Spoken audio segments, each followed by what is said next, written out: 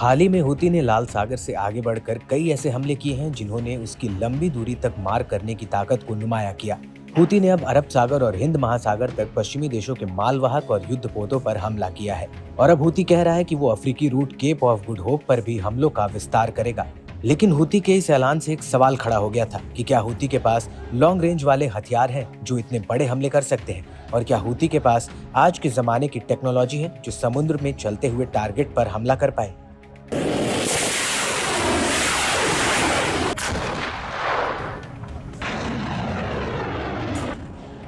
हालांकि ये बात किसी से छिपी नहीं है कि यमन के हूती को हथियारों और फंड की सप्लाई ईरान से होती है, और अब एक ऐसी खबर आई है जो अपने आप में बेहद ही चौंकाने वाली है, और इस खुलासे से इजरायल और अमेरिका की मुसीबत और बढ़ सकती है।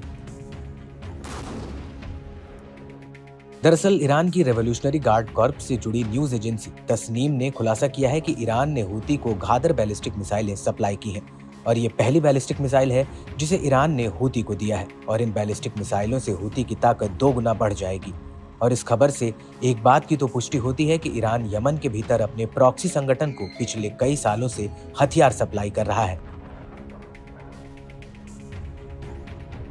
और अब हूती के हाथ में बैलिस्टिक मिसाइल लग चुकी है जिससे मिडिल ईस्ट की आग और भड़क सकती है, और इसका सीधा असर इजरायल और अमेरिका पर पड़ेगा, क्योंकि अब ईरान मिडिल ईस्ट में हूती के कंधे पर इन मिसाइलों को रखकर अमेरिका और अन्य विदेशी ताकतों को न सिर्फ धमकी दे सकता है बल्कि वो हूती के जरिए अमेरिकी सैन्य अड्डों पर हमले भी करवा सकता है।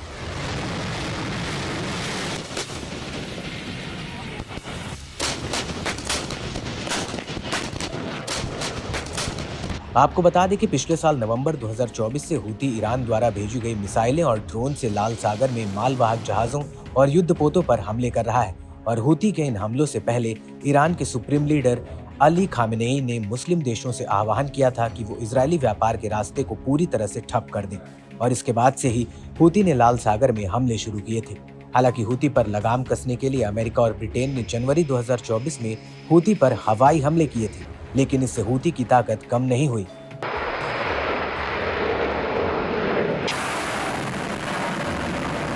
पिछले साल नवंबर 2023 में एक ऐसा घटनाक्रम हुआ था जिससे ईरान से हूती के लिए हथियारों की सप्लाई का रास्ता खोल दिया था। दरअसल अक्टूबर 2023 में ईरान पर संयुक्त राष्ट्र में लगे प्रतिबंध समाप्त हो गए थे। यूएन ने ईरान पर मिसाइलों, ड्रोन और संबंधित टेक्नोलॉजी के ट्रांसफर को लेकर प्रतिबंध लगाया था। हालांकि अमेरिका और यूरोप ने ईरान के बैलिस्टिक मिसाइल प्रोग्राम पर प्रतिबंध जारी रखे थे, लेकिन यूएन के प्रतिबंध हटने के बाद ईरान गुपचुप तरीके से हूती को हथियारों की खूब सप्लाई कर रहा है, जिससे ये साफ होता है कि ईरान मिडिल ईस्ट में अपना प्रभाव और सैन्य क्षमताओं को अपने प्रॉक्सी संगठनों के जरिए बढ़ा रहा है, जिससे इजरायल की मुसीबतें बढ़ना लाजमी है।